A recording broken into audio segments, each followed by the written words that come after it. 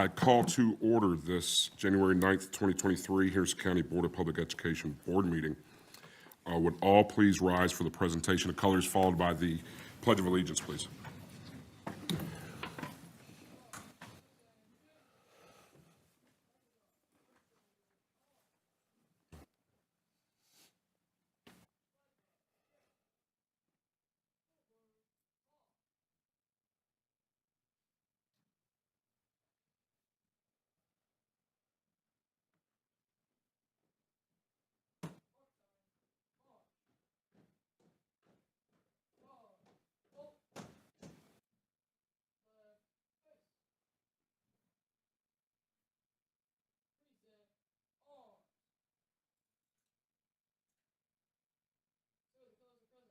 I see the colors.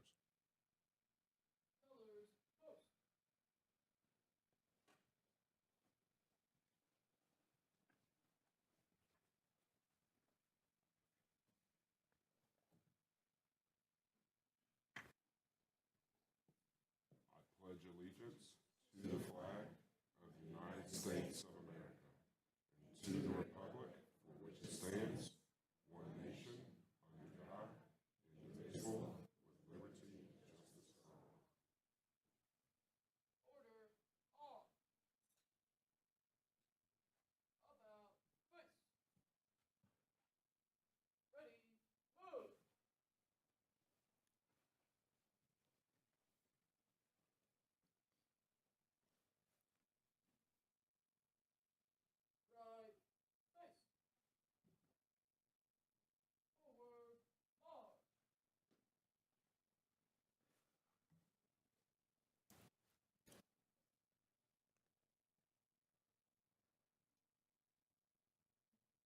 You may be seated. That was the West Henderson High School Army JROTC under the direction of Lieutenant Colonel Randy Lytle. First things first, we will do an agenda approval. I will take a motion to approve the agenda. I move we approve the agenda as written. All those in favor say aye. Aye. Any opposed? All right, first up, fun stuff. Staff and student recognitions. There's going to be Thomas Wolfe Student Writing Contest, Hispanic Heritage Month Essay Contest, Ms. Ann Boyette, and more to follow. Mr. Garrett? So at this time, I'd like to call Miss Joni Allison up to help recognize two outstanding teachers. So Miss Allison, thank you for joining us today.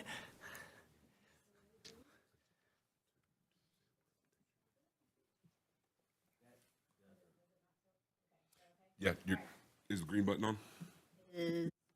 Yes. Perfect. All right. Thank you, board members, Mr. Garrett, members of the leadership team. I appreciate you guys allowing us to take some time to honor two teachers and their special recognitions for these fellowships that they've been awarded. So the first is Miss Boyette.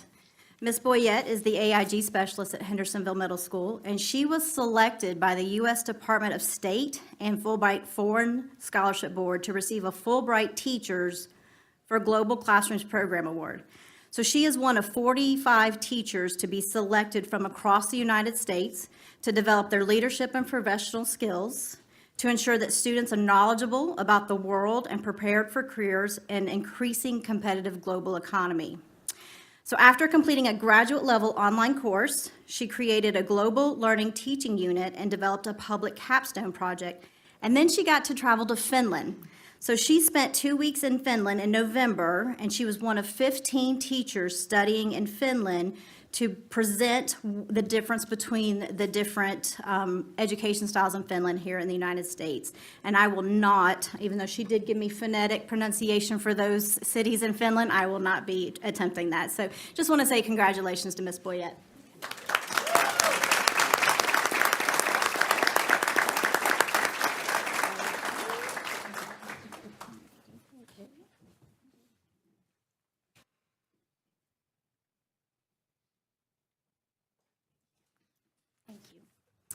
And the second teacher that we're going to recognize is Courtney Nidak. She is an 8th grade social studies teacher at Hendersonville Middle School. She was one of 25 Kenan Fellows this year, and she is part of the Kenan Fellowship for Teacher Leadership. And so she partnered with Asheville Greenworks, and she has done professional development on leadership throughout last summer and then in October. And she has created a program for Asheville Greenworks about how that they can implement inclusive practices in their organization as well as other nonprofits. So she took what she learned, she did some research on inclusive practices and has presented that to Greenworks, and will be presenting also some lesson plans based on her work. So congratulations to Ms. Nidak.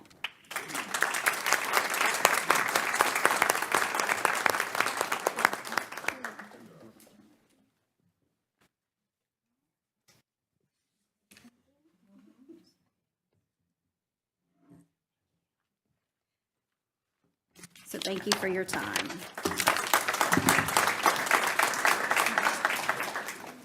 So if I may, I want to congratulate both those young ladies for that accomplishment. We know that it's a lot of extra work, and we're super excited to see you leading beyond the classroom and beyond Henderson County Public Schools, and in some ways, way beyond the state of North Carolina. So I know that those dividends will pay off both for what you present to your students, share with your colleagues, and just those lifetime experiences. So congratulations. Next up, I'll have Dr. Shannon Marlowe introduce our next set of honorees. And we were pretty selfish with a competition fairly recently, and we're happy to be selfish. So the Thomas Wolfe Memorial offered up a writing contest opportunity for 2022.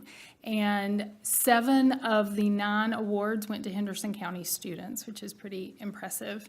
And so I'm going to actually ask the principals to come up and share the awards with their students, and I will also let them pronounce all the names so that we don't accidentally make a mess of anyone's name.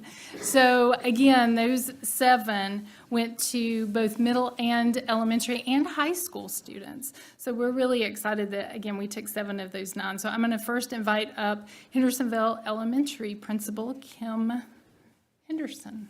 I wanted to call you. You almost called me Kim Moore. I did. This close. I went to Hendersonville. I'm Kim Henderson now. I'm very excited to announce our first place winner with Nayeli Hoschler. If you would please come on up here. She got first place in that.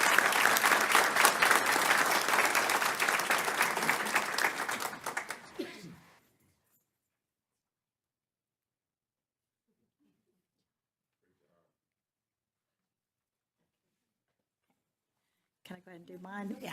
And I also have a third place winner in this, and this is River Ruiz. If you would please come on down for third place at Henderson Elementary School.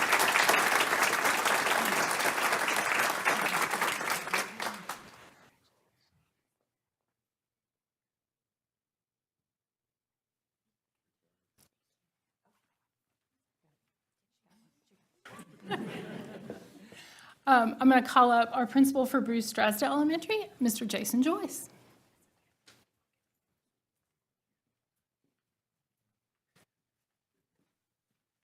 Good afternoon, everyone. I am very honored to announce Miss Ella Oblinsky for finishing second place from the Bruce. Nice job, young lady.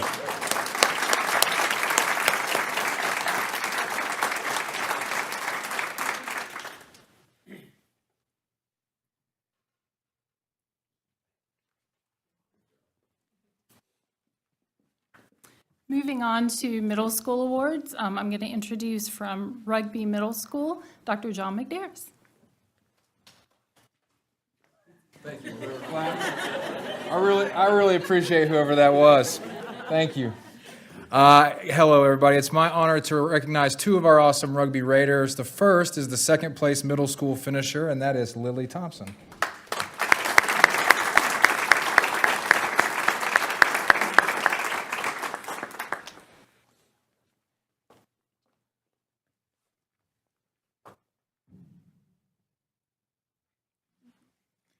And our next winner was our third place middle school finisher, Mr. Samuel Steed.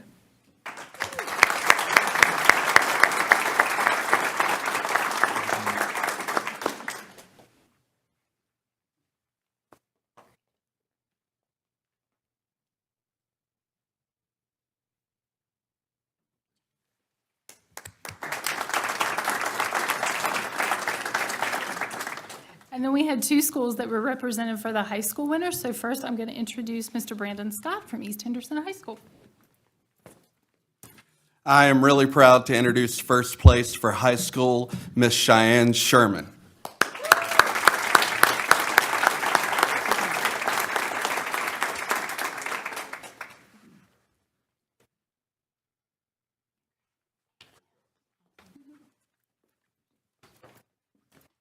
And then our last high school award for today, Hendersonville High School, is represented by Mr. Bobby Wilkins for that winner. Thank you. It's great to be here. I will tell you one thing. Lola Houston got third, but Lola Houston came when she was first born to an interview for a job. And her mother did get the job, but I got to hold Lola when she was 6 months old. I got to hold her. So Lola, come on down. Congratulations.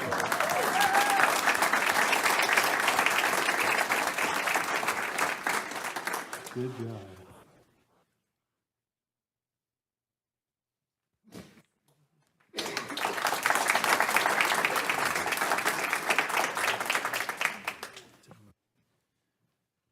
Certainly, congratulations to all you young folks on an outstanding job. Writing is a lifelong skill, and I don't care about all the artificial intelligence that's coming out there. Your ability to communicate effectively in written form will carry you far, far, far, so you're ahead of the game. So congratulations, you've done yourselves and your school and Henderson County very proud, so thank you.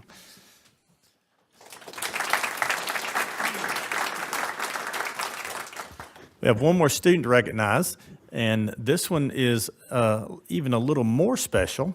So what I'd like to do is come up and kind of present this one. There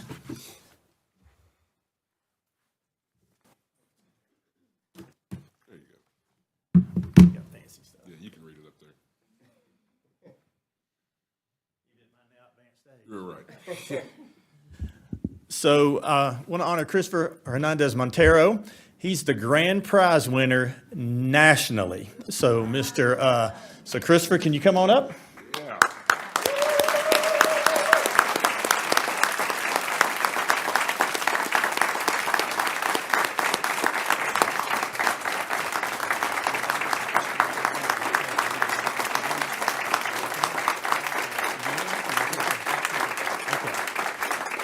So Christopher is a grand prize winner in the 2022 Optimum and Televisa Univision Hispanic Heritage Month essay contest. He received a $3,000 cash scholarship for writing an essay about a person or group of Hispanic heritage who have kept their community connected to one another, to their culture, or to those outside their community. Again, this is a national contest where Christopher competed against students from all over the country. He actually received his award through a broadcast on Univision or Optimum Televisa Univision. We've got some photos that we've shared of that. But certainly, and I asked Christopher if he wanted to share a little bit about what he talked, and he said he would like to pass. And I certainly understand. The man knows his audience. So certainly, we are super proud of you for representing not only again yourself at your school and showing everybody what Henderson County has to offer. And I hope you'll continue writing and creating and sharing. So congratulations, Christopher. Great job.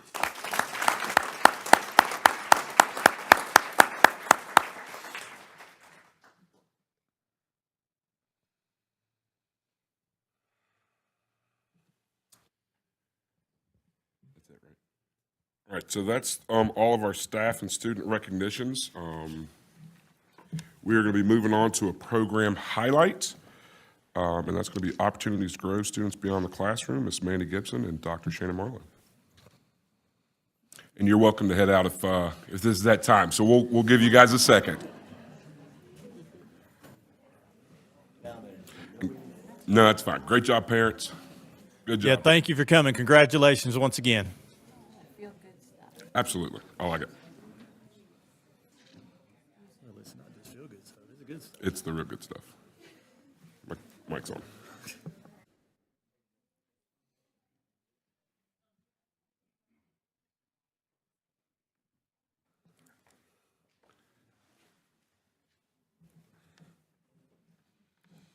Okay. You're welcome to go. So we are going to continue the conversation around writing, but we're actually embedding it in a presentation that we do every year. So as you may or may not know or remember, Historic Johnson Farm is actually owned by Henderson County Public Schools. So we try to utilize them in many different ways. And I will just say that Mandy Gibson has, as the executive director of the board and site supervisor, has done an amazing job at figuring out how to use that site to enhance education on a regular basis. But we're going to talk about that, and we're actually going to start that conversation around writing. So writing, as you may or may not know, is a high-yield strategy. What that means is that it has the ability to impact education and learning in wide ways and to a high level. So we talk a lot about effect size, and you're looking for skills that impact learning in how much it impacts the understanding and what you're able to retain. So for example, if you want to break it down to numbers, 0.60 effect size is really good. Writing has a 0.82 effect size. And part of that is because it involves so many different elements of learning. So you're not just talking about, you got to figure out what you want to write about.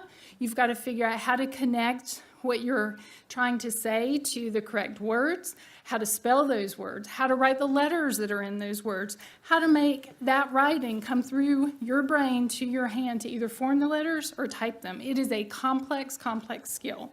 So when we knew we were trying to help catch kids up this year, we have emphasized professional development around writing. So we actually have next Tuesday a professional learning day for staff. For all of our staff, pretty much it will be a continuation of what we've been working on this year, so that's around writing. So just to give you a heads up about what's coming up for our teachers, they will be doing district professional development next Tuesday. Midland High School, most of Midland High School will again be focused on writing and what that looks like in the class and how to enhance instruction. For elementary, the majority of elementary will be around letters. Again, it's that language essentials for teachers of reading and spelling. And they are starting volume 2, which ends with an amazing, I can say this because I've already finished it, an amazing chapter on writing. So they are really digging into the meat of what it looks like in the classroom now. So that's kind of cool. So I like that part. But in order to do all this and to be able to have kids write, they have to have experiences to write about. So we're trying to figure out how to utilize what we have in place to do that. And that's where I'm going to hand it over to Ms. Gibson. Thank you. Thank you for having me. So I'm going to start talking a little bit about writing and then just give you a little bit of an update about the farm from the past year. So knowing the importance of then and now includes a cursive writing activity. So whenever students visit the replica one-room schoolhouse at the farm, they learn that students in 1900 would only write in cursive, and this usually shocks them. So I stress the importance of learning cursive, not only to write it, but at least in my career, to read it, because a lot of the historical documents I read are in cursive. And if I ever show students that, a lot of times they are learning to read it. So that's one thing that I like to stress. While certainly not required, when students return back to school, a lot of teachers incorporate a writing activity and have their students write letters to the farm thanking them about their trip. So here are just a couple of examples.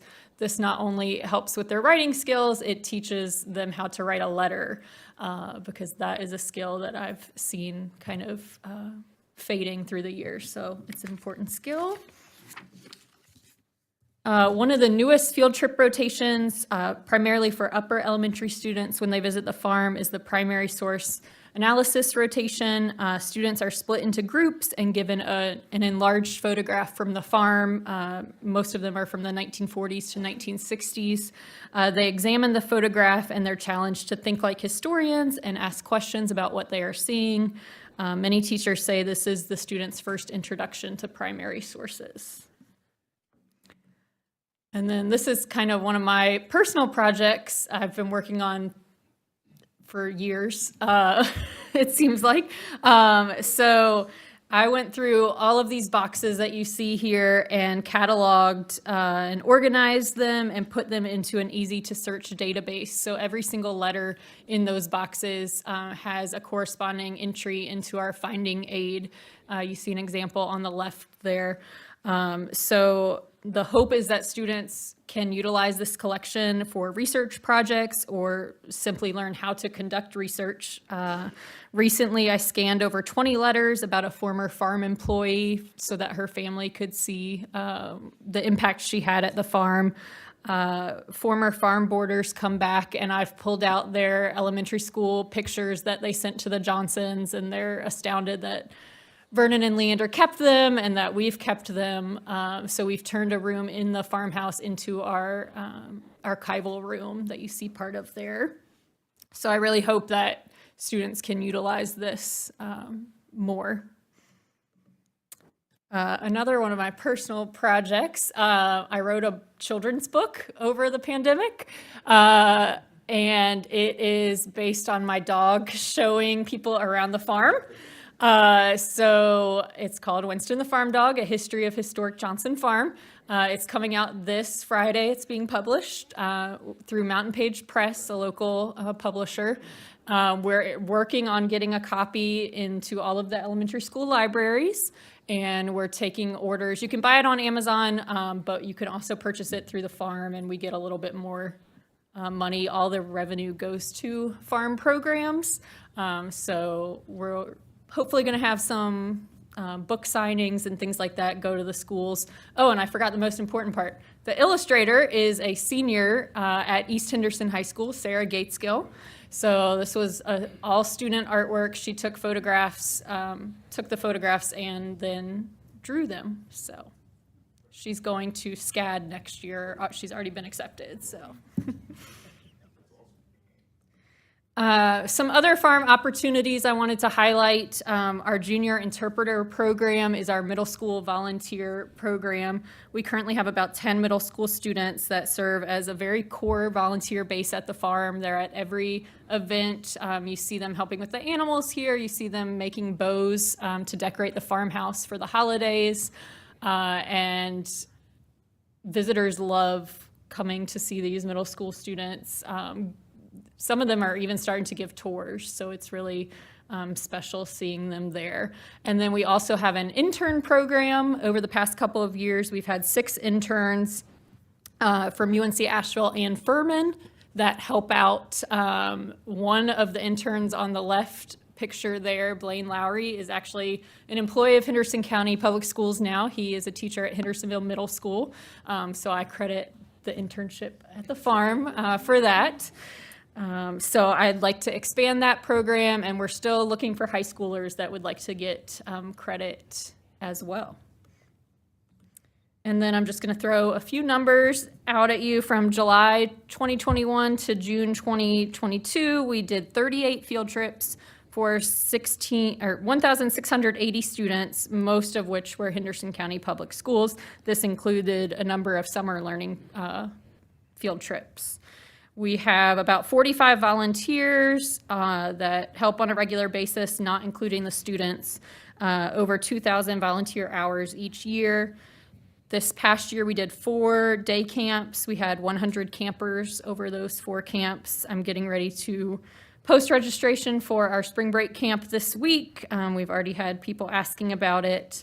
We have a number of public events throughout the year. The Mother's Day Market is an outdoor craft fair, Farm Fun Day in the fall. Our Christmas tours were a huge success this past December.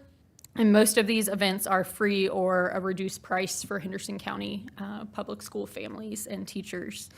And then the last thing I wanted to highlight, the middle top picture there, we are undergoing a major window restoration project at the farm. The historic farmhouse, the windows are all original, so they date back to the late 1800s, and some of them were in not the best shape. So we have undertaken a $70,000 project.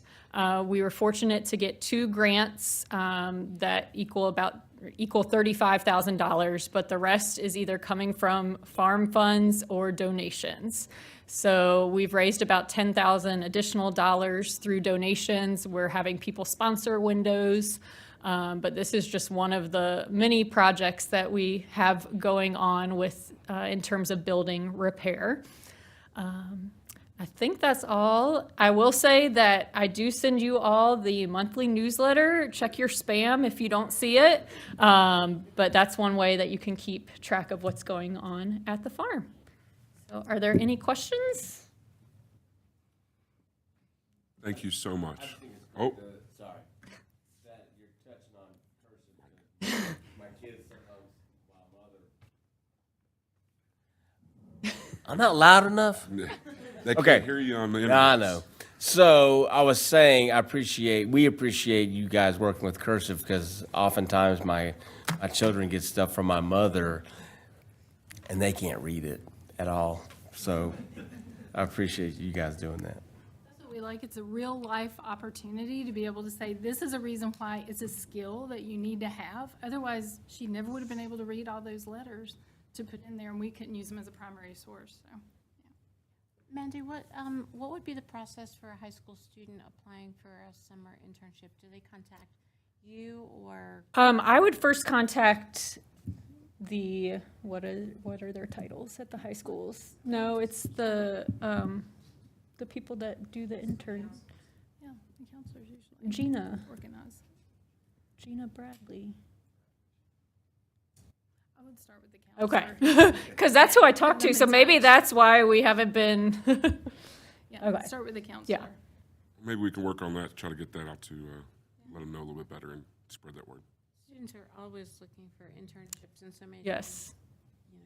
Yeah, we even talked about doing like if they were interested in education, they could do maybe some days at the farm and some days at one of the schools. Thank you. Thank you, ladies, very much. Thank you all. And if I can comment, this is a great resource. I was able to go out and visit with Ms. Gibson, back in the fall, and just I knew about the resource just anecdotally, but to actually walk through it and experience and see what a great job she's doing to integrate and being proactive with the connections, not only to the district but the community. I think we're one of two in the nation that has a resource like this. So very, very fortunate, and certainly appreciate your all's leadership in that, in supporting Ms. Gibson and Johnson Farm. All right, we'll move on to board chair observations. I have none this month. We'll go to board member observations. To my left, anyone? Sure. Ms. Norman and I were lucky enough to visit Etowah Elementary this week, and because we've been talking about writing, I was blown away by the quality of writing K-5 going on at that school.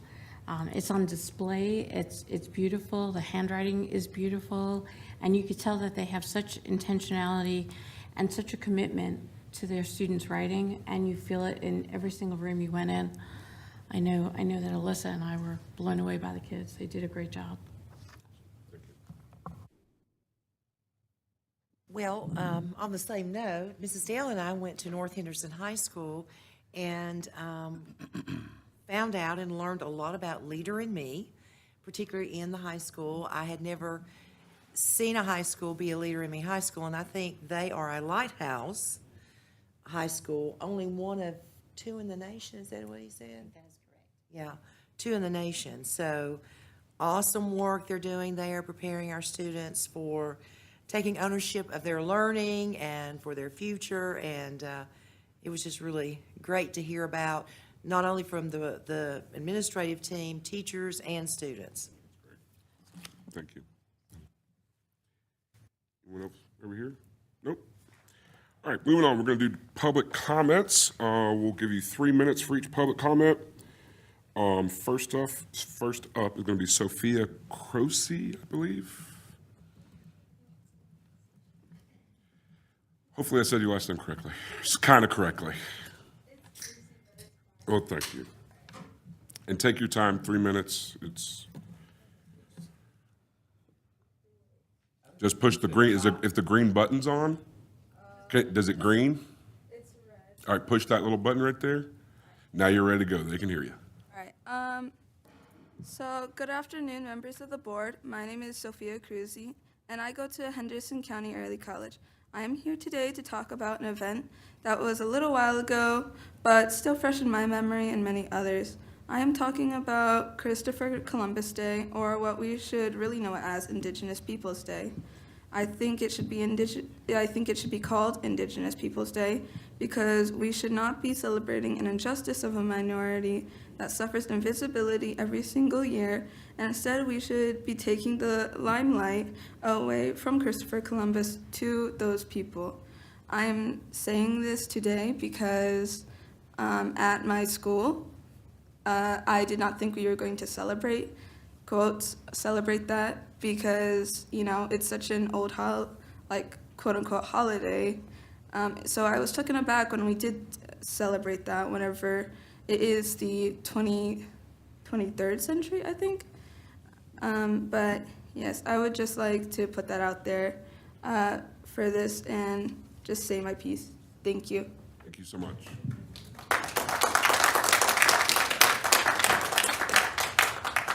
Next, we have Mr. Chris Walters.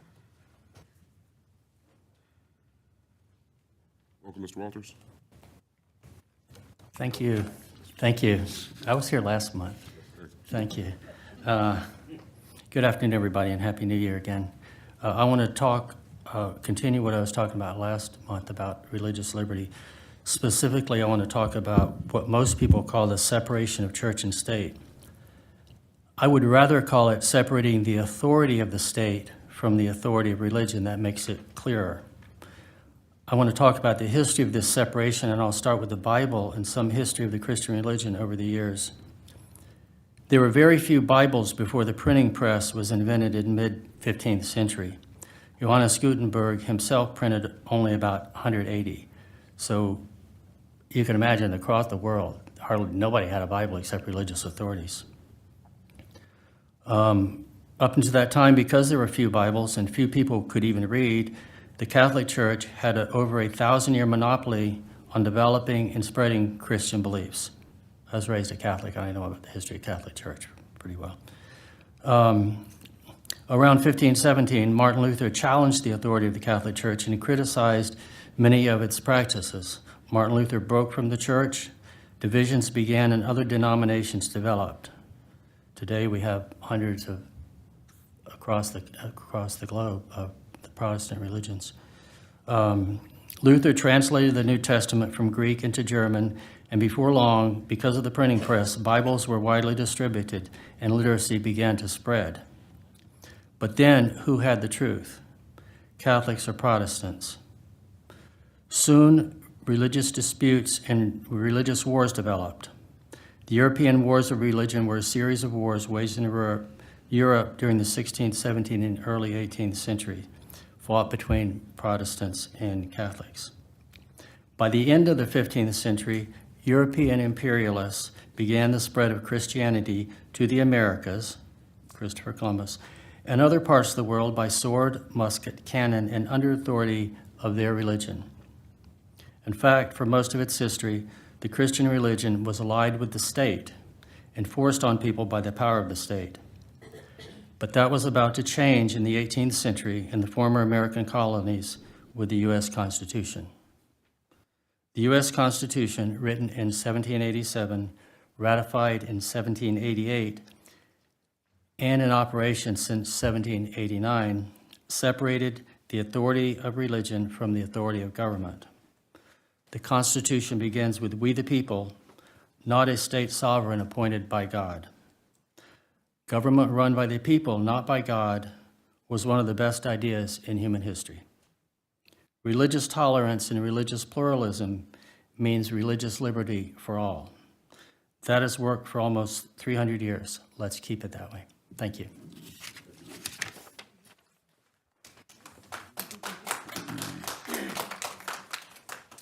Next up is Ms. Mary Ellen Custom.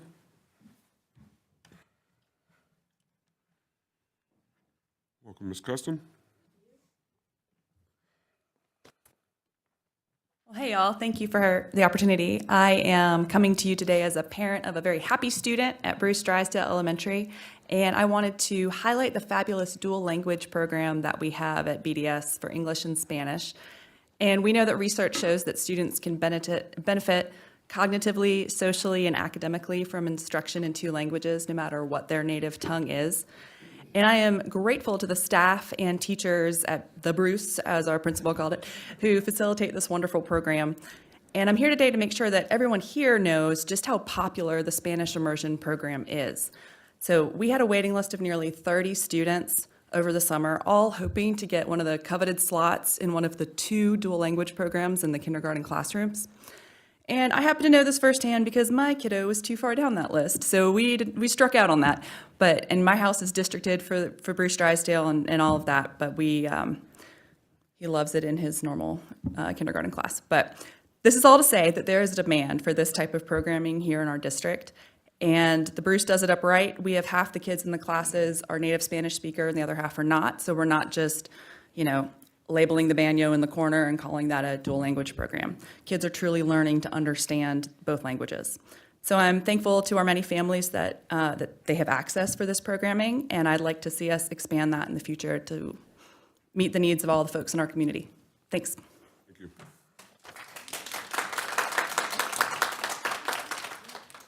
you. Next up is Mr. Tay Brown. Welcome, Mr. Brown. Good afternoon. Good afternoon, sir. It's always a blessing to be able to stand in front of y'all. First and foremost, I'd like to congratulate the new board members. I haven't had the opportunity to do that, so congratulations and welcome to the team. I hope that when you make your decisions, you keep in the forefront not just the children, but the staff, the media specialists, the bus workers, the lunch workers, the coaches, the administrative assistants, everybody when you make your decisions. But once again, congratulations, and I look forward to hearing all the great things you're going to do in the future for Henderson County Public Schools. Secondly, I recently had the opportunity to attend a couple town meetings and input meetings on the 2045 comprehensive plan. First one, unfortunately, I was running a little bit late, and so I didn't get the opportunity to fill out the piece of paper to allow me to speak in regards to public comment. And with that being said, at the end of the public comment, the chair, the commissioner mentioned, is there anyone else in the audience who would like to speak? And it struck my heart chord that I didn't have to fill out a piece of paper to speak. And so I'm asking and I'm encouraging you all to amend your public board meeting comment by asking any of those who may arrive late, because sometimes we arrive late, as was seen today. And so just to offer that grace to those who might not have the opportunity to show up and fill out the piece of paper to incorporate their public comment into meetings as well too. So just an idea. And last and foremost, when I attended these in-public meetings for the input on the 2045 comprehensive plan, please don't hate me on this. A majority of the individuals I saw, meeting age was around 50 and above. And I understand that Henderson County Public Schools has worked a little bit with our county commissioners, and they've spoken with students from Future Farmers of America and a couple other groups. But right now, there's a lot of critical review under that plan, and I encourage you all to creatively engage with our commissioners in the Henderson County as they review this input in this comprehensive plan to gather a little bit more and galvanize a little bit more student input. We might start off with some hashtags. Maybe we can start off with some interpretation for those non-English speaking parents and those students as well too. And I imagine that most educators know that the strongest relationship you can have with a student and understanding is built between community, family, and school. Hendersonville is home. It's home for all of us. And in 20 years from now, I hope that our students in Henderson County Public Schools can take pride and recognition that they had the opportunity and the voice and the ability to talk about what their future is. And so in summary, I just ask that you creatively engage to incorporate more student public opinion into that 2045 comprehensive plan with our county commissioners. I appreciate you all. Thanks again. God bless.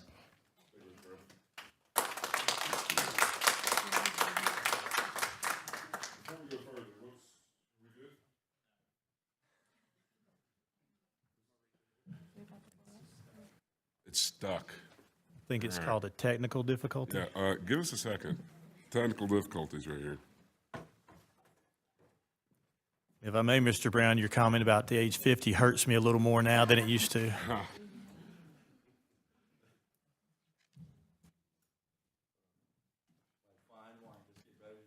Yeah. Thank you. You just shut it off.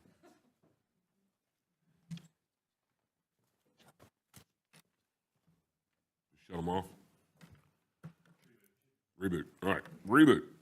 All right, last but not least, we have one more. Okay, so we're good to go on the other cameras. All right, perfect. Mr. Joe Elliott. Welcome, Mr. Elliott.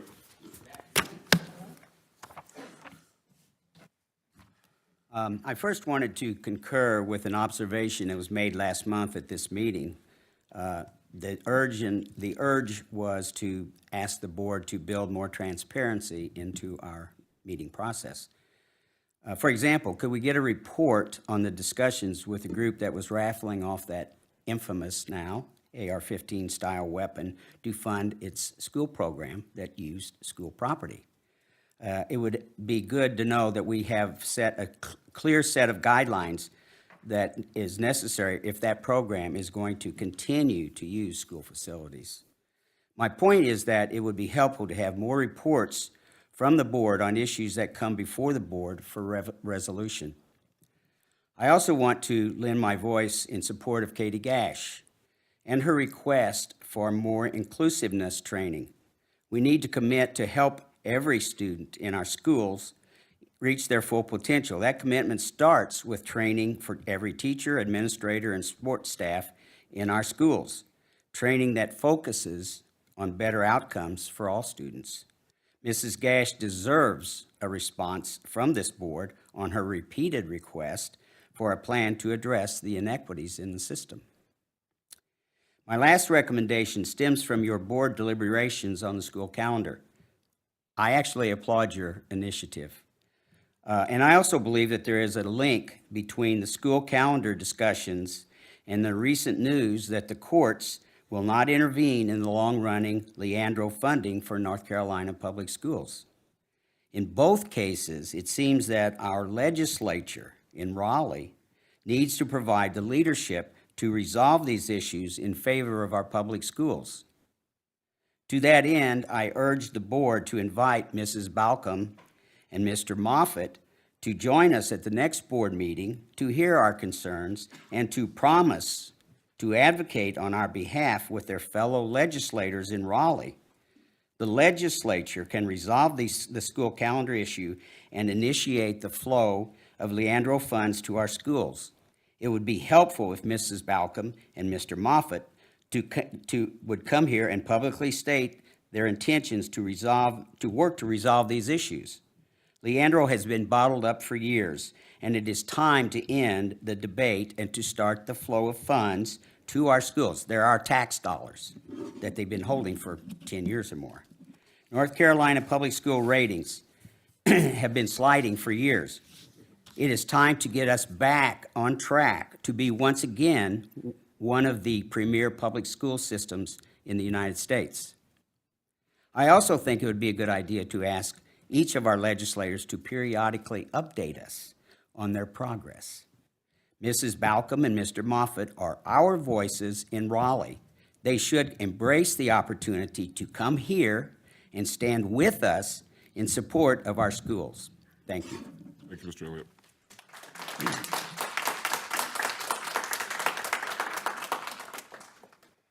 All right, moving on to consent agenda. I will take a motion to approve consent agenda as presented.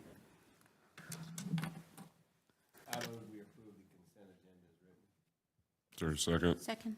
All those in favor say aye. Aye. Any opposed? Consent's approved. So let's move on to the fun stuff. First up, going to be the early college calendar. This is going to be Mr. Carl Taylor. Is going to be on the hot seat here for the next little bit. And take it away, sir. Yes, good afternoon, board members. Hope you're having a great day and a great week so far. So today I'm bringing to you our 3 school calendars for the 2023-2024 school year. This is the second reading, and so we will begin with the early college calendar. This calendar, again, just as a reminder from last month's meeting, has students beginning in August on August 14th. As we scroll through the fall, the early college calendar would allow those students to finish the first semester prior to our December holiday break. So their final day of the first semester at the early college would be December 19th. As we then move into January, they would return January 3rd for the second semester. That's when that semester would begin for those students. Spring break, again, is the final week in March, and that does align with Blue Ridge Community College as well. And then the final student day here on this early college calendar would be May 24th. So at this time, I will answer any questions that you may have regarding this early college calendar for next school year. Did you hear about any changes that were necessary to this particular calendar, or was this calendar sufficient to that population? Yes, feedback we received from both the STAC side and the SPAC side was positive within terms of what is presented here again to you tonight. Questions? All right. Being that this is the easy one, that's actually the same calendar as the hard one. I'll take a motion to approve it. Move that the Henderson County Board of Public Education approve the 2023 to 2024 early college calendar for second reading. Have a second. All those in favor say aye. Aye. Aye. Any opposed? Thank you. And board members, if you wouldn't mind, when you do vote, please put your mics on so that folks at home can hear you. Just when you vote. I don't care if you're not talking, you don't have them on. Next up is going to be flex calendar. And I believe we do have a couple changes here. Yes, sir. So again, just some reminders with the flex calendar.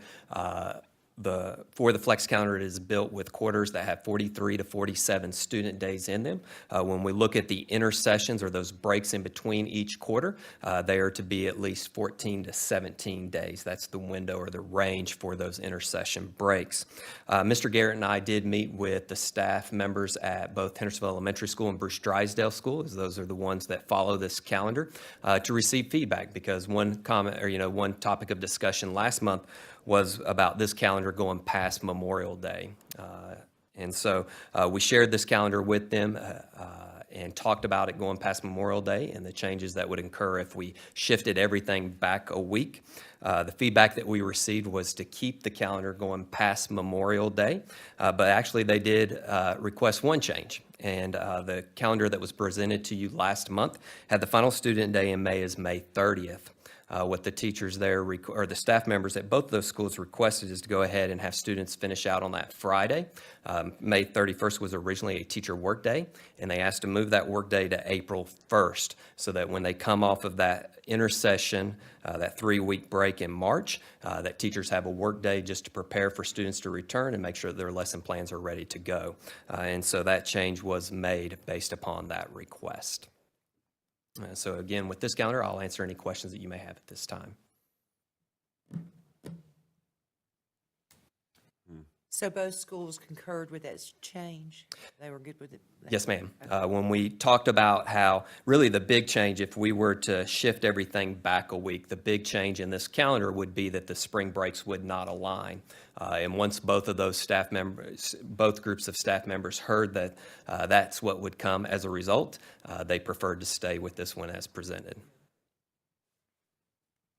And what about parents? Was there parent input on this one as we've done in the At this point, we've presented at SPAC where there are representatives from both schools, but in terms of a formal presentation to a larger group of parents from either schools, no, ma'am. Not at the SPAC? time. SPAC approved it. Okay. Yeah, I mean, as a parent that has a kid, the only parent I believe that has a kid in this particular calendar too, that Monday coming off a 3-week break is difficult. That's an extra day of you got to figure out what you got to do when everybody else is in school. So I think those type of days need to be considered when we're coming off of 15 days out of school to take another one on that Monday. Yes, sir. To figure it out, to have a teacher work day that day.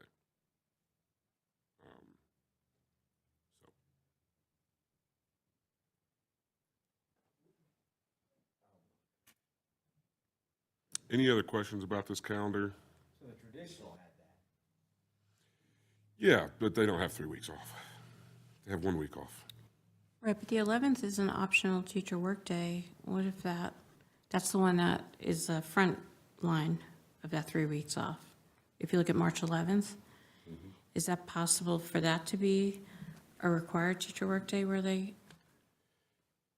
I just don't like you have 3 weeks off and all of a sudden you just stick another day on there. I don't like it at all. Because that is a day that, everybody comes back from spring break and then you have to find childcare if you do not have childcare lined up that particular day. After 3 weeks. So that's 16 school days that those parents are forced, if the vast majority of our parents aren't going on spring break, and those kids aren't going on spring break. They're going to the Boys and Girls Club from Bruce Drysdale and some from Hendersonville Elementary. They're going to other after-school programs. And I do think that creates an unnecessary burden that we can adjust. I think 3 weeks is plenty. Yes, but we ask our staff for their input. Sure. And, while I understand your concern, we should have made that parameter before we gave them that open door to make changes. I didn't know that we were going to have an open door to make that change. I think it was an input session. It wasn't a change session, in my opinion. The change session happens right here. Well, certainly, Mr. Chairman, we were following the direction the best we felt like we were instructed to do. Yeah. As it's your calendar, it's the board's calendar.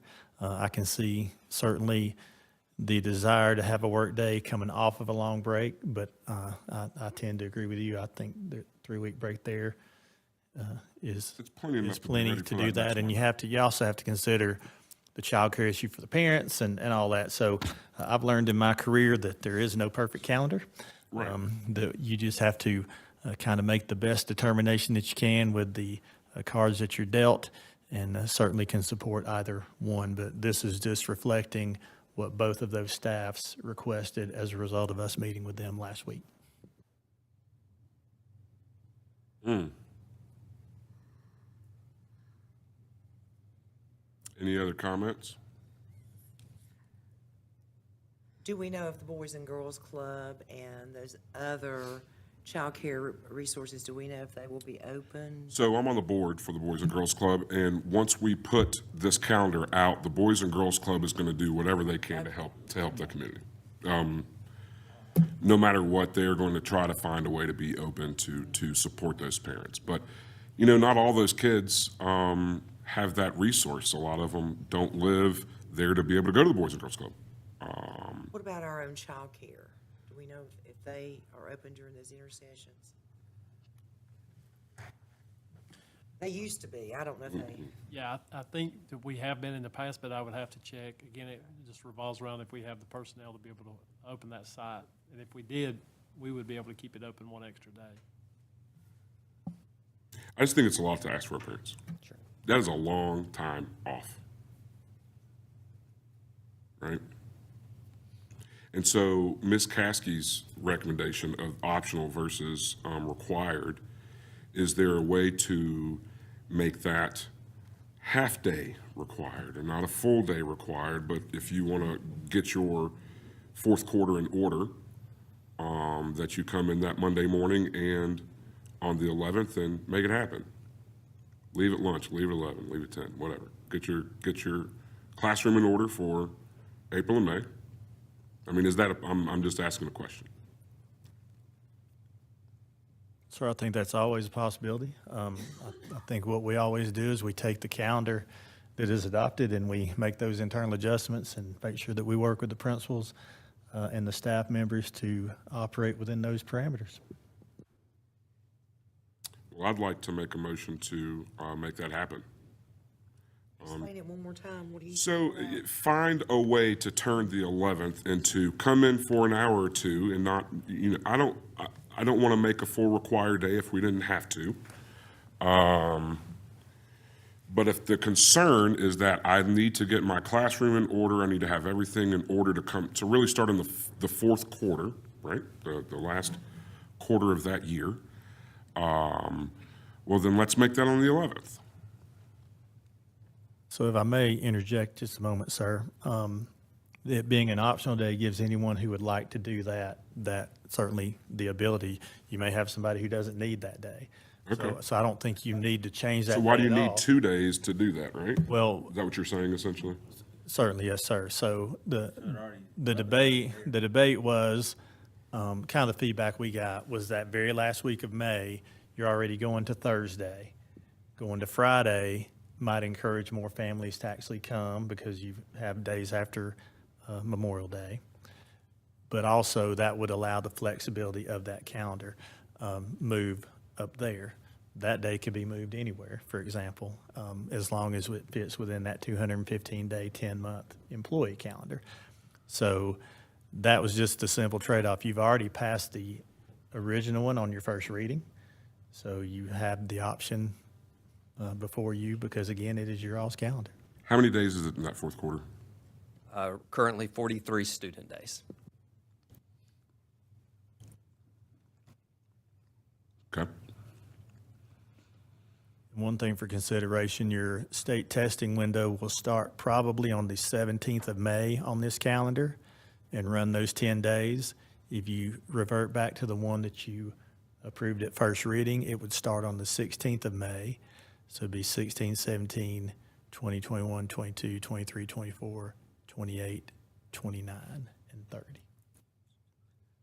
Say that again? Your testing window. You have a 10-day testing window at the end of the year. So you just take the last day and count back 10 student days. So But most of your testing's done way before that. That last week is going to be for any makeups or that 20th through the 24th is when the bulk will be scheduled. Yes, sir, regardless of whether you go with the one you passed on first reading or whether you decide to adopt this one. And that's third grade, fourth grade, fifth grade, with fifth grade having an extra test, correct? Yes, sir. Fifth grade has 3. Says science. Yes, sir. Yeah, I just don't like that day. I mean, you've got a 3-week break. You've got an optional teacher work day there. I think take it back. I'm not willing to vote to go for a 16th day. If the board chooses to do so, then so be it. But Is that the only day that's changed? yeah, that and the last day. That is the day that's changed. Yeah. We just swapped out April 1st and May 31st. So what was approved for first reading Okay. last month was having the yellow day that is currently on April 1st would be May 31st. That'd be a required teacher workday, and April 1st would become a student day. And to elaborate a bit on what Mr. Taylor shared, the number one concern was making sure that the spring breaks aligned. Oh, we've got to make sure that. That was stays. by far the most concern. So when we showed them the different options, that was certainly their overwhelming preference. And then this was the last piece that they requested, was to have that day moved. So I think if you take it in order, the number one thing is to align those spring breaks, which you have on the one that you approved first reading in December, or this one, either one. So I think you check those boxes regardless of those calendars. It just comes down to where you want to place that one day. I like the calendar we had. I just think, if you, just like Mr. Craven has said, 3 weeks off, and then you come back and have another day off, and then but you have 2 months pretty much straight. I mean, except for the 27th, but 2 months straight. I mean, if you had a break in the middle, that would be, I would think, more beneficial than having 3 weeks off and then having a work day, the first day after the break.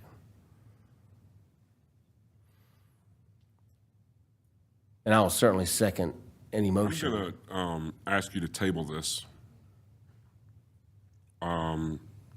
Or else I would like to vote on the calendar that we had originally. I think that the calendar we had originally flip-flopped. Basically, the first is just a school day. The 31st is your teacher required workday, and I get it. They don't want to work on the 31st for the required workday. And the 30th was a half-day, correct? Yes, sir. That was what this board approved at first reading. That's what I'm comfortable approving now, personally. If we table it, It hurts our families to table it. It hurts our other Can't plan. organizations to table it. But as a parent, I don't like that. That is cumbersome. I won't remember it until next April and be like, why do I have to find another? Got to find somebody else to watch the kids that day, right?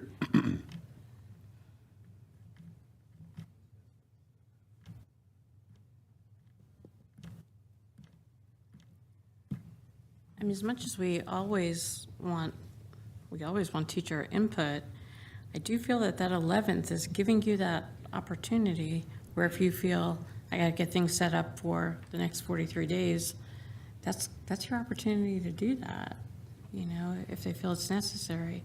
I just feel the childcare issue is troublesome. It's a huge issue in Harrison County. So I'm going to make a motion to approve for second reading the original calendar that we adopted last month. Is there a second? Second. Is there any discussion? Well, just refresh my memory why we sent it back to begin with. We don't send it back. You're required by law to do 2 readings on calendars. It should have. It went to STAC and it went to SPAC before then, and it should have been, if that was the case, that it should have been presented at that particular time, not a day or 2 before our school board meeting. So there's a motion on the table. Is there a second? I second. And then any more discussion on this? On my motion, which was the original reading, the first calendar that we had, not this particular calendar. Can we see I don't guess we can pull up there. Yeah, do you have pull up last month's meeting, You can get it. last month's calendar. Pull that up.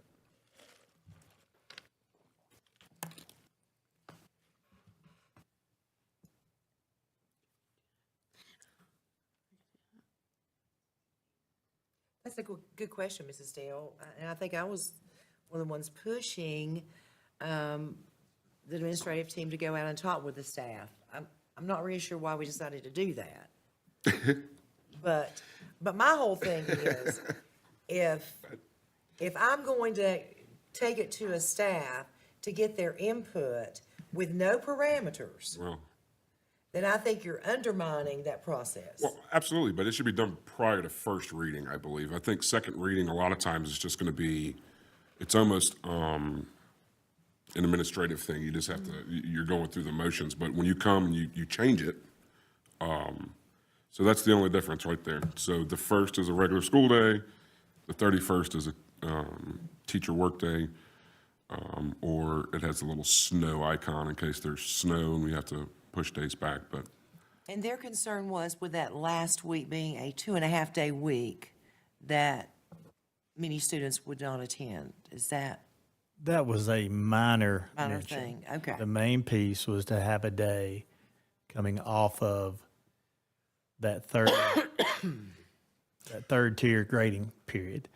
But there is a day in there at the end of that grading period for them yeah. to work in their rooms or to do whatever it is that they request. And if I can be so bold, we went back as directed by the board to talk with the staff. So that's why you have what you have. I think the first calendar covers everything that you need. You're talking about a difference of 1 day. So I would be comfortable with either calendar that the board adopted, but I would ask if you feel that you are ready to adopt it, we do it now so that we Yes, can sir. communicate. Perfect. Well, there's a motion on the floor in a second. We're still in discussion.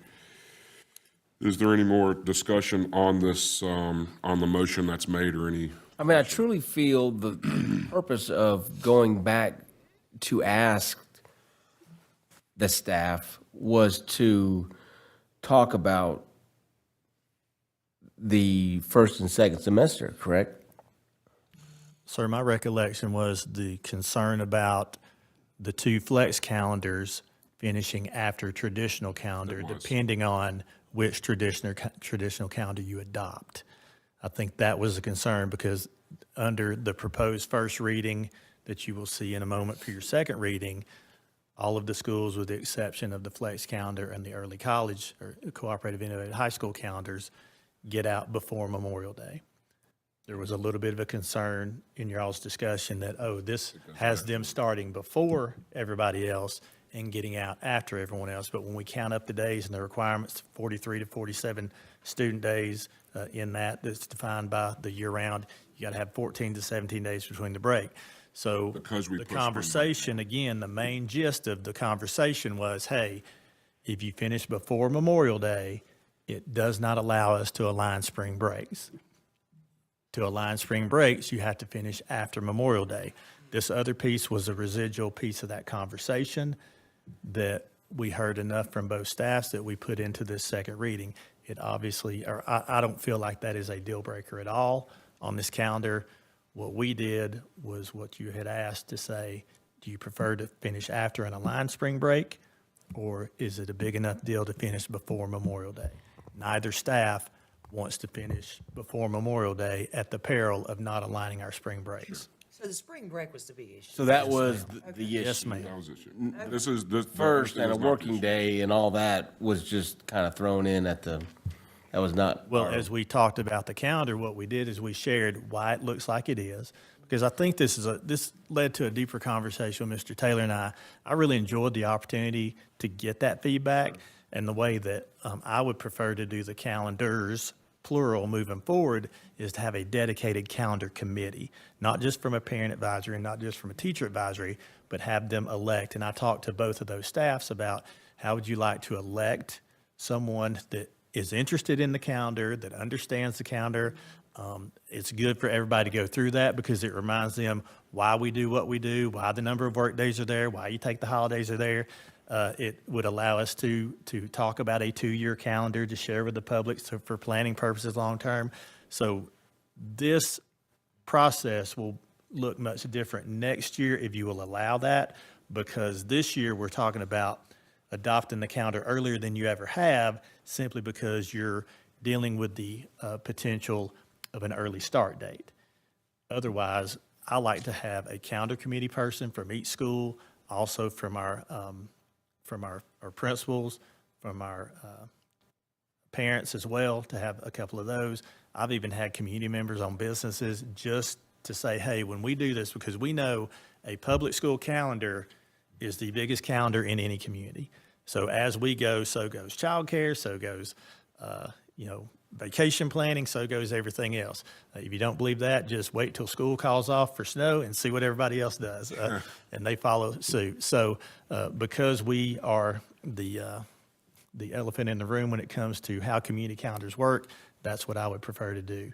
We don't have the opportunity or time to do that this year necessarily, because we do want to communicate with families if there is a substantive change on your traditional calendar, because you're talking about an 8-week summer potentially instead of a 10. And I would feel much better communicating that in January than in March. Sure.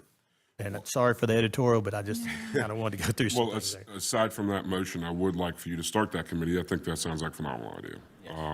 I think that is something that everyone could use and could benefit from. But as it relates to the motion on the floor, my motion, which was seconded by Mr. Egoff, is to continue the calendar that we had discussed and approved last month, which is the calendar that you see before you.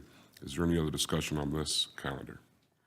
Yeah, this motion? I wouldn't want people to think that we were asking for teacher input and then ignored it, because I do think it looks like that, but we were actually asking for teacher input about that last month and more. I mean, we should have been more specific. Yes. That we weren't opening up the entire calendar for moving around. I mean, obviously, Mr. Taylor always keeps them within the parameters of the number of days we have to have off and on. But I don't think any of our intentions were to open up other sections of the calendar to have like this weird day off after 3 weeks off. Yeah, I that think was our fault, and I think we should have been more specific. So in fairness, I would want the teachers to know that it wasn't, hey, we want your input, okay, now we're ignoring it. It's more of a situation that I'm not sure if they're realizing what a problem that Monday could cause for all the stakeholders in this. Yeah. Anyone else? I agree, Mrs. Caskey, that's my thought exactly. We don't want our teachers to feel like if they don't recommend something we like, oh, their opinion doesn't matter. well, if we ask for their input and then they give us what Yeah. we think is the wrong input, we ignore it. So we don't Yeah. want the staff and teachers to. And I think you're feel that way. right, Jay. We need to set some framework or groundwork. We need to be more specific. Calendar committee. I love Yep. that idea. That's great. All right, I'll go ahead and take a vote on the motion, the second that's on the floor, if there is no more discussion. All right, all those in favor, please turn your mics on if they're not on. All those in favor of the motion that's put forward, which is accepting the calendar that was accepted last month, not the one that was presented today, please respond by saying aye. Aye. And any opposed, say nay. Any opposed? Calendar from last month is approved for second reading. Thank you. All right, moving on. I didn't even think that was going to be a fun one. All right, May I just clarify? please. So we have a calendar committee. We don't. We have just directed the superintendent. We do not have a calendar committee. Correct, but that is the proposed plan, so the parents, the teachers, the staff will not be overlooked, because yeah. So I've developed 9 calendars, and this will be number 10. In the previous 9, I did it with a calendar committee. And I think that's a great step moving forward. And he has some other ideas on the calendar as well, which is developing not just a one-year calendar, but maybe a 2-year calendar. And so some of those ideas and questions and things that are coming up, that calendar committee, the superintendent, I am as the chair tasking him with forming that, coming up with that, and bringing us a report back on how that looks going forward. And in a typical year, what that would look like is late November, December, we would identify those calendar committee members. We would meet. I go over the different parameters, and we look at the current calendar. We talk about what folks want to see. We talk about the parental input, the student input, anything that you want to do. Then those calendar committee folks take a draft, a rough draft, back to their staff, and they have a month or so to really cover that with the staff, because your elementary looks at it very differently than your middle and very differently than your high school, depending on are you in athletics or not. So a lot of those things go to part. So by the time the board sees the calendar the first time, it will have gone through a couple or 3 different changes based on the input from the folks it affects the most. And one thing that I always share with the calendar committee, and I shared the other night, or the other day when we met with both staffs, is I'm 12 months. Calendar does not affect me. I'm not going to vote. I'm not going to influence. We will guide and talk about what one impact has on the other. And I think it's a really good process. What I learned is some staffs like the same member every year to be part of that calendar committee. Other staffs like to elect a new one each year. It gives an opportunity, again, to lead beyond the classroom a little bit and to start to understand contextually things that are you're not necessarily dealing with day to day. So I have found some conversations where they say, oh, well, we didn't understand at the high school with the semester change, or the high school will say, oh, that is true when you're talking about they don't have a semester change, and how do you do these things? So I think it's a very positive thing, and usually comes down to a much cleaner calendar the first reading. Do you have students involved in that? I have to a small extent. We've included maybe onesie twosie. They don't vote, but I've found that you really don't have to have a vote. There's a consensus. Probably 8 of the 9 calendars we didn't have to vote at all. There was a consensus of, yes, we like this, we don't like this, well, let's change this, can we do that? And it allows for a much more organic conversation, so that, again, once you come up with a first draft, you've had a lot of input already. All right, moving on. All right. And so the next calendar is the traditional calendar. And again, from our first reading of last month, this calendar does have students beginning on August 14th, so that early start date. As we scroll through the fall, again, the final student day, as we scroll down to December, is December 19th, and that does allow students to finish up the first semester prior to going home for that holiday break. And then as we move to the second semester, students would resume second semester on January 3rd, or begin the second semester at that point in time. Again, spring break is aligned with all of our other calendars, the final week in March, and then the final student day on this calendar would be May 24th. So again, we'll answer any questions that you may have. And then 0 changes since last month on this calendar. Yes, sir, that is correct. I'll open up the floor.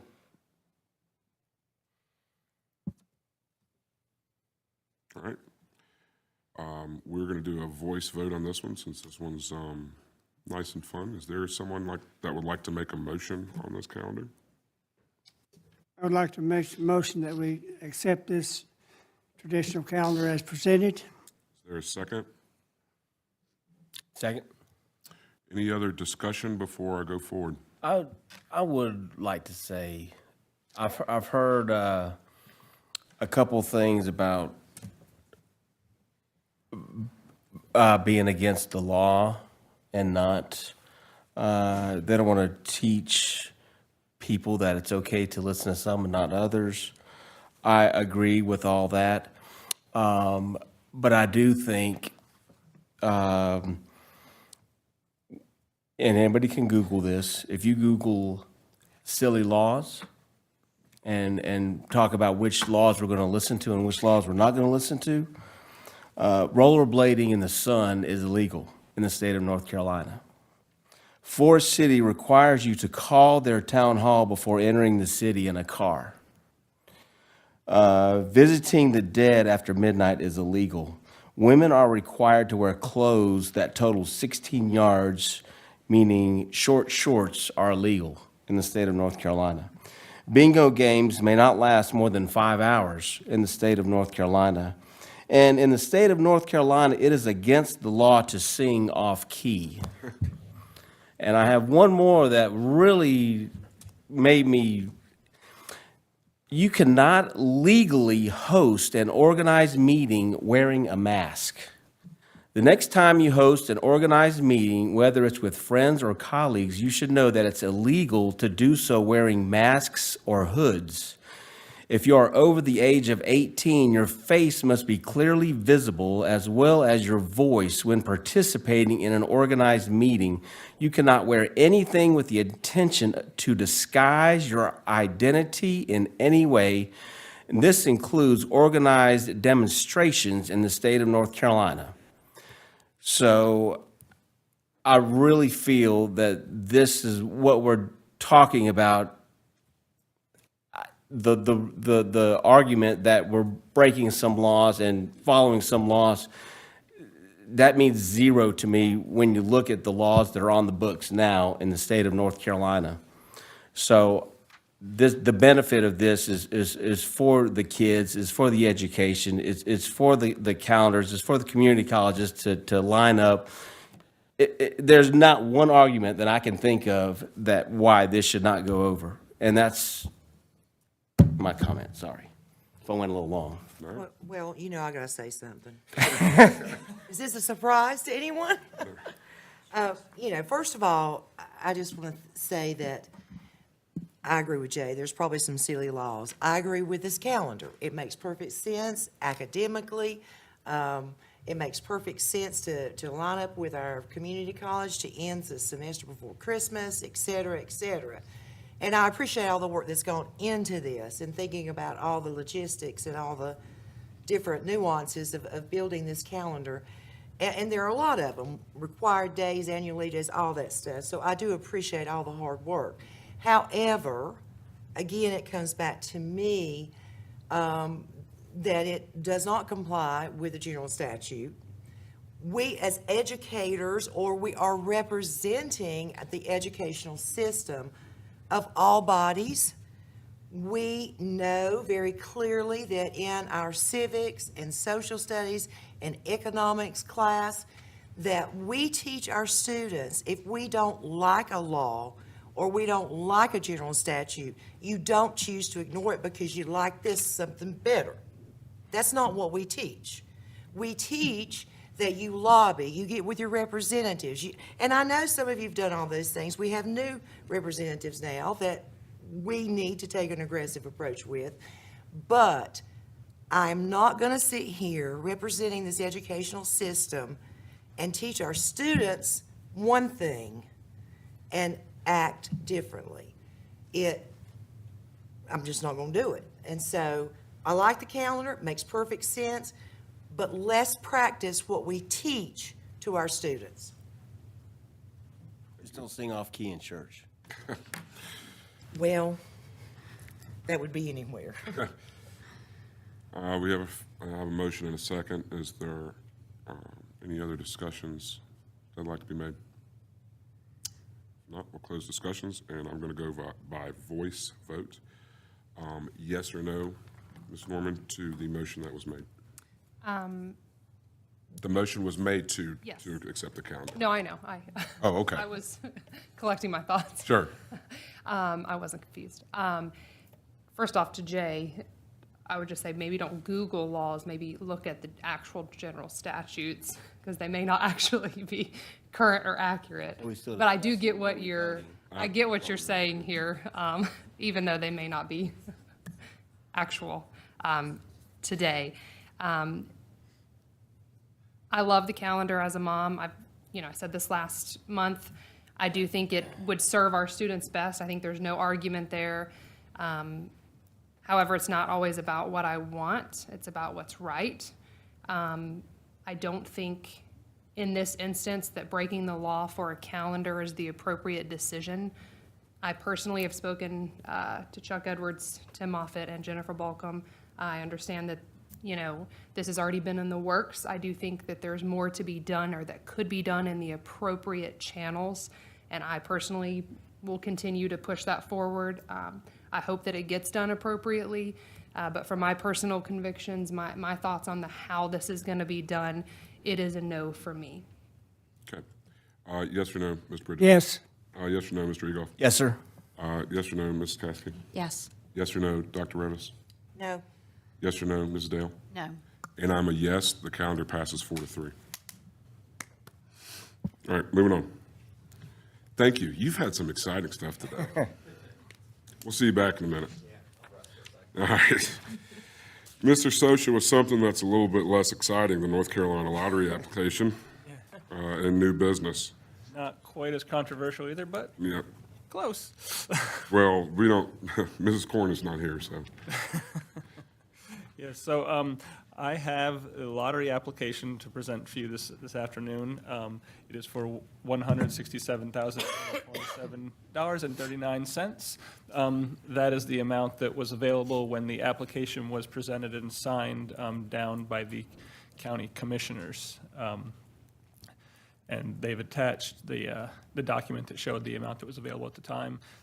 I will say that we'll be seeing this again next month because there was another allotment done right after they did this, and they requested that we do this and then do another one because they had already approved it. So you'll The county had see me already again. approved it. Yeah, the county already approved it. They approved it before they got all the money.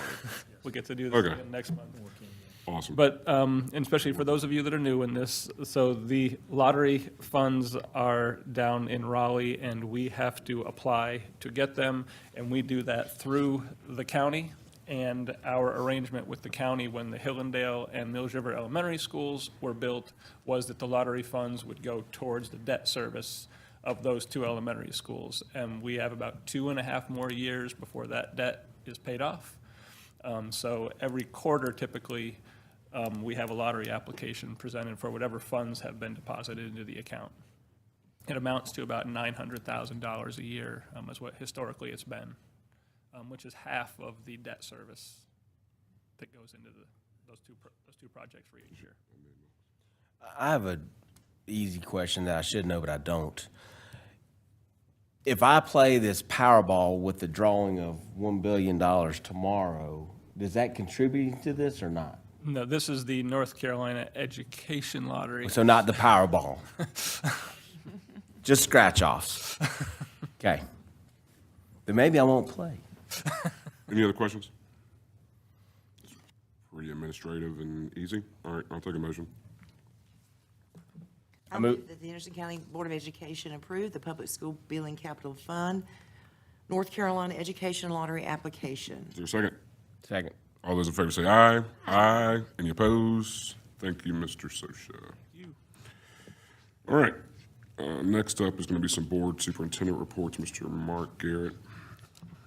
Thank you, Mr. Chairman. Real briefly, just wanted to kind of cover the budget process that we will be engaging in the next few months here. No rest for the weary, as they say, as we've hit 2023. We have to think about the 23-24 school year and the 24 fiscal year. So we work with our local funders, county commissioners on that. So on January 18th, Mr. Socia and I will attend the Board of Commissioners budget workshop and do a presentation talking about general pieces of our budget and a few things that we do expect. One of the tough parts about where we are right now is we don't have any planning allotments from the county, from the state, which is the largest share of our funding source, but we will continue to work through that. Then I know traditionally your workshops or work sessions have been held in April to really get down and dirty on the budget. Typically by then we do have planning allotments, we do have position allotments, and we will obviously be able to talk about the MRTS funding and the capital funding as well. We have set April 12th at 9 o'clock for that first meeting, and we have set aside April 19th for 9 o'clock if you do need a second session for that. And then May 8th at your Board of Education meeting, you will give final approval to the proposed local budget that you want to send up the hill to the county commissioners. And then on May the 15th is our deadline to submit that to the Board of Commissioners for their consideration and review. Thanks, sir. Any questions, comments, concerns? Beautiful. Guess whose turn it is again? Capital update, Mr. Carl Taylor. You even get a drink of water or anything? Yeah, you didn't. Yeah. All right, so for this month's capital update, again, I will start with projects that are board-approved projects through our capital budget. There are 3 to highlight this month. The first one is part of this year's capital budget was approved for Atkinson to have a generator switchgear replaced. And the reason that that was done is prior to this replacement, the only way that generator kicked on is for someone to manually go do that. And that created some level of safety concerns for our employees. And so the switchgear allows that generator to kick on immediately or very quickly if power is lost at that facility. And so I know I can speak for our maintenance department that they are greatly appreciative of that switchgear being replaced there at Atkinson. And they did a super job with that in a very cold weather time. They were on and offline very quickly. So really want to commend them for the job, coordinate not only with Duke Power, but just the care that they took to get that done in a quick amount of time. Do we have any frozen pipes in any of the schools this year? Not that I'm aware of. I know that there were some places where when the power went out, Chad Dillon, our director of facilities, was closely monitoring the temperatures in those buildings.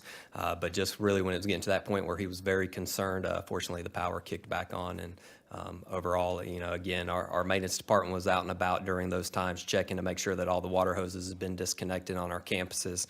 So our maintenance department did a great job over those 2 weeks of just making sure that our facilities were maintained and taken care of during that time. So the only issue that I know of was at West High. There was a heater coil that burst with the water system there.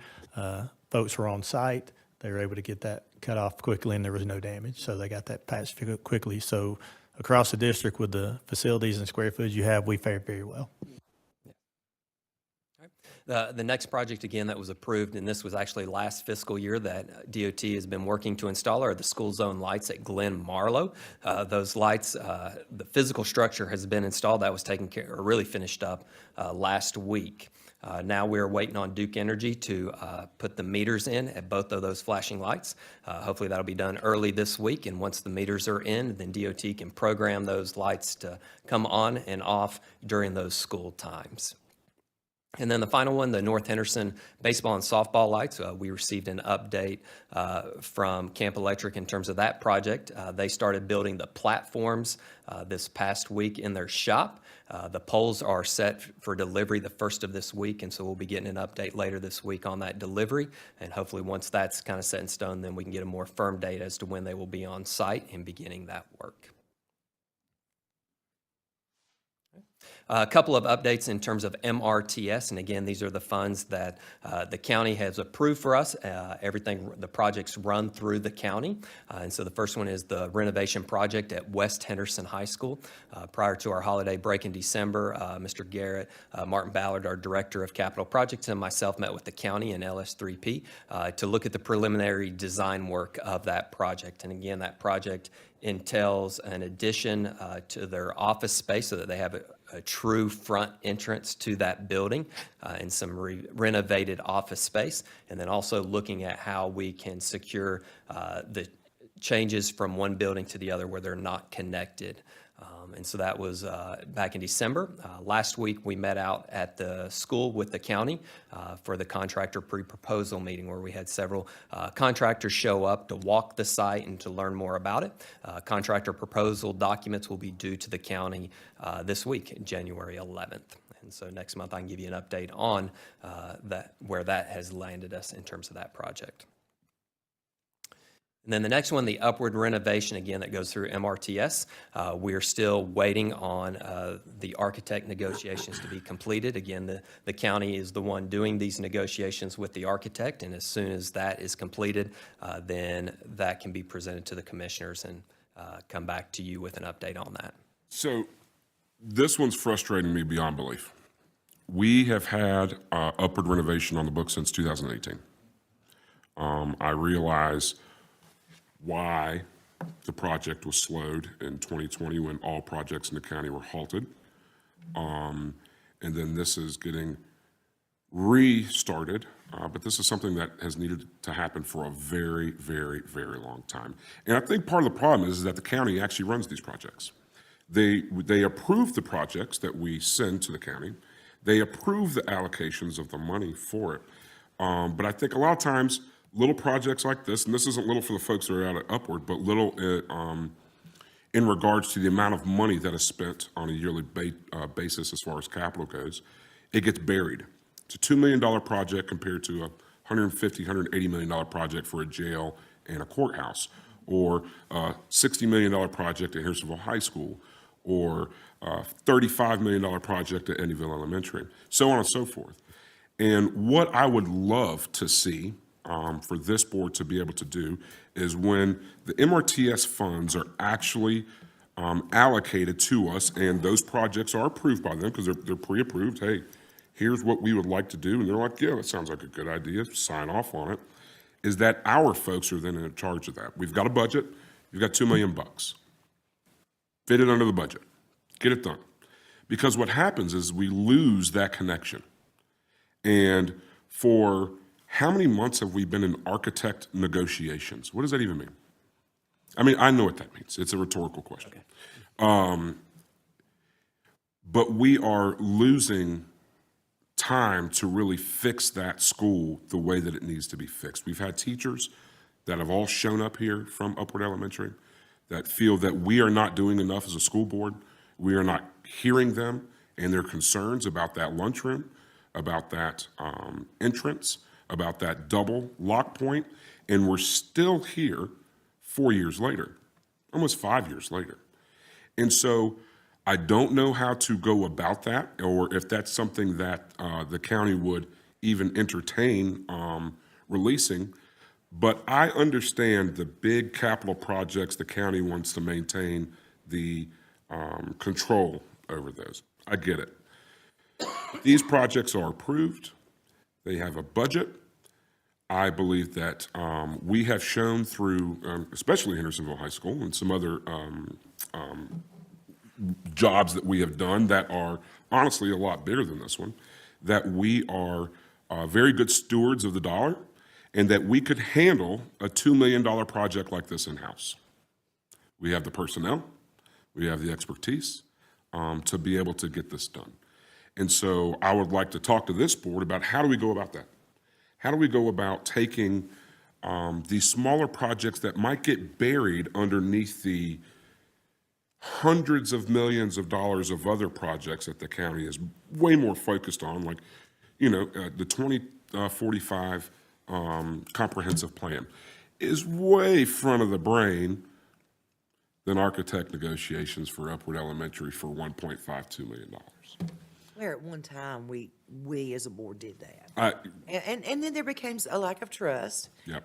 I think, that's only a natural reaction when there is lack of trust, that you want to pull. Control. Sure. Back. But maybe it's time now with the Joint Facilities Committee to broach the subject of, we've been working along fine. What about, is there a threshold of dollar amount that if it's under that we can? Yeah, I was thinking MRTS. So MRTS are maintenance, repair, technology, Yeah. safety, They've right? already And approved it. They are approved dollars, they're there, they've been allocated, the money is sitting there. I mean, do we have the staff to handle these kinds of architect negotiations and all the details that the counties, I don't know. Yes, ma'am. Okay. Then I would say let's get the joint facility committee together and let's, Why can't the joint facility committee go over and ask or talk about? that's what I'm saying. Yeah. No, that sounds like a great place to start, and maybe that's something that we can get on the calendar to get a joint facility meeting here in this first quarter. I know they're busy, but hopefully Mr. Hill and Mr. Edney are on those committees. That can be a place to start, because I think if we were in control of the dollars to actually go out and do the work for this thing, I think we could have got it done. I think it Well, would've the been- sad thing is, when you're talking about, this has taken 5 years, we've already, had a kindergarten through 5th grade class leave us and never have gotten, Yeah, and they see this. start lunch at 10 o'clock at that school. yeah. 10 in the Well, morning. and I understand the community feels like they're the redheaded stepchild, as they should, because it gets pushed back to the back burner. Yes, And ma'am. so, the bottom line is, we want it to happen. Absolutely. So if I may, Yes, ma'am. 2018, the bill was $2 million, correct? This project has taken on many iterations since that time. So the way it stood at that particular time, I believe, is $1.5-ish million. And then after that, the project was cut in half, and we were reallocated $750,000 out of money that was already approved. So, but they hold the money anyway, so it's, whatever. So then we had $750,000, and we were going to go through with that project. Then COVID hit. So everything stopped at that particular point. So when we brought it back and started doing projects again, of course, escalation took a hold of it. And then they saw that for the 750, it wasn't going to cost 750 anymore. It was going to cost 1 point something for the work that we were going to get.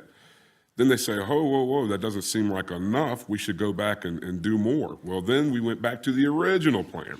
So now the original plan is a little more than $2 million that we had originally decided to do back in 18. That might have been a little bit muddled there, but it has taken on several different shapes and sizes over that time. Right now, the project, Mr. Garrett can probably speak more intelligently about it, but it's essentially flipping the entrances and then increasing the size of the cafeteria, because we start lunches at that school at 10 a.m. and they run till what, 1:30 or something? About 1:30, yes. Because you can only put like a class and a half in that lunchroom at a time. Okay, let's go back just 1 second. Yeah. One of these things, MRTS, one of those is safety. Tell me what safety items. This will be, along with West Henderson, which we are, getting through right now. This is our last school that does not have a double secured entrance, which we made a priority on this board Back when? 2017 or whenever it was, 16. What if something ever happened there? I mean, that's what we need to look at. That's why we need to get this finished. I mean, when it's involving the safety of our children, Should be a no-brainer, should be done. it should be real easy. And that's why I think that, yes, let's do that joint facility committee and see if we can ask if we can handle those projects. Because I think that this team can handle that without a problem. I think you can handle that, Carl. So can you put a deadline on it? Can I put a deadline on what? Can we put a deadline on the architect or? You can't put a Can we put a deadline on deadline? anything. We don't own the money. We don't have the architect. It's not our architect, and it's not our money. It's not in our bank account. It's in the county's bank accounts, and they are dealing with the architect. They are dealing with the negotiations. They are dealing with the contractors. They are dealing with everything. We get brought in when they have news. Well, and I would That's the think- problem. Yeah, I mean, the small scale of this. It's as $2 million, compared to other $2 million things. is $2 million, but they have a lot on their plate right now. I mean, they're about to put $180 million on Grove Street. Right, so this keeps getting pushed Yeah, back because pushed it's back, not a pushed back, priority, but it's a priority for the safety of our kids. so Absolutely. Maybe we need to just be louder. So, let's get joint facility meeting on the books. See if we can find some time for that. We'll put Who's that on the joint together. facility? So it was myself, Miss Amy Lynn Holt, and Jay Egolf. So right now, myself and Mr. Egolf typically have two folks from each board go on there. We'll have the superintendent, we'll have the county manager there, we'll have Mr. Taylor's typically there, along with, what's Chris, the county's head project guy, and then the folks that actually get it done, Martin Ballard and Brian Rhodes, the folks that actually, the boots on the ground that actually get the work done. That's typically who's on that committee, or who is currently. Any other questions on this one? All right, that was a long diatribe.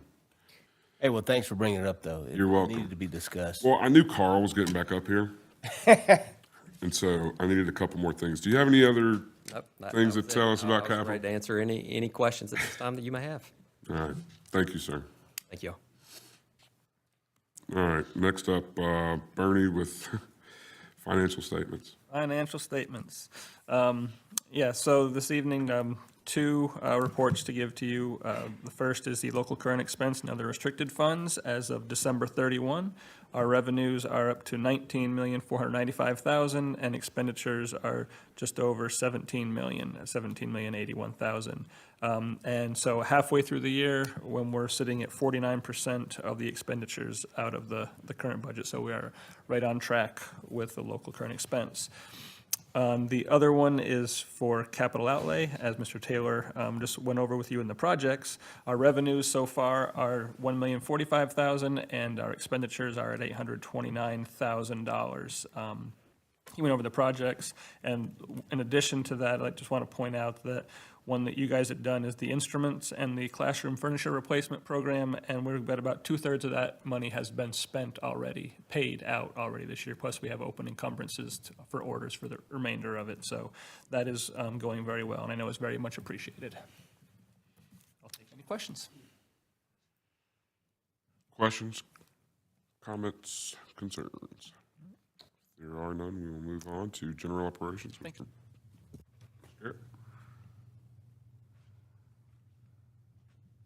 Thank you, Mr. Chairman, members of the board. It's my pleasure to share a quick summary of some things that we've got that have gone on and coming our way.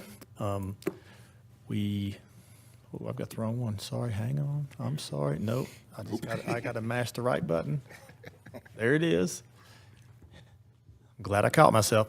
Winter weather procedures, just want to remind folks as we are now in the throes of winter, even though you don't know from day to day what that means on the temperature, precipitation, or anything else, that we will make our snow calls based on the safety of our kids. And when we do that, that we consider not only our bus traffic, but our student drivers out there. One thing that I try to do is make the call the night before if we are able. We're not always able, and forecasts can be unpredictable.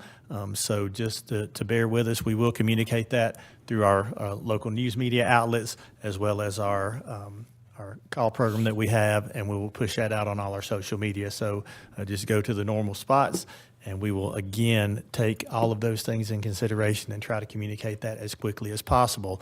I do like to remind people that if Transylvania County happens to call it at 7:30 p.m., that does not necessarily mean Henderson County will call it at 7:31 p.m., but we are paying attention and we are watching. So patience, and we will communicate as best we can. January is School Board Appreciation Month. If nobody's told you today, we appreciate you. I don't know that we'll tell you every day. I've got it on my calendar, but certainly we do appreciate the commitment. As folks who come to listen, there are a lot of things that you deal with that people don't see on the surface, and there's a lot of work that goes on behind the scenes. I appreciate your commitment and dedication to serve your community.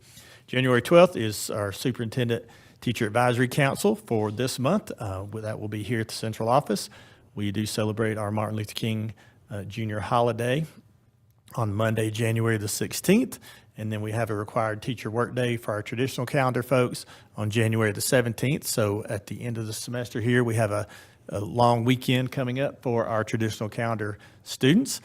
February is Black History Month and our Career Technical and Education Month as well. So we will certainly spend all that month doing multiple things around the district to highlight both of those topics. February 6th through 10th is our School Counselors Week, so we appreciate those folks who take care of the kids around the schools. February 8th will be our school board tours to our schools. We will be at Hendersonville Middle, East Henderson High School, and Dana Elementary in February. And then your regular meeting will be February the 13th at 4 o'clock here in the boardroom with closed session proceeding at 3 o'clock. And I don't eat a lot of chocolates if you're thinking about Valentine's Day, but last year I got to spend Valentine's Day at a board meeting, so this year's looking up. So thank you. We've had a great break. We have a great start back. We're in testing week, so send some good vibes our students' way for our high schools, and certainly thank you for allowing me to share this report. Absolutely. Anything else from the board? I'll take a motion to adjourn. Oh, don't rush to do this one. I move we adjourn. So all those in favor say aye. We are adjourned.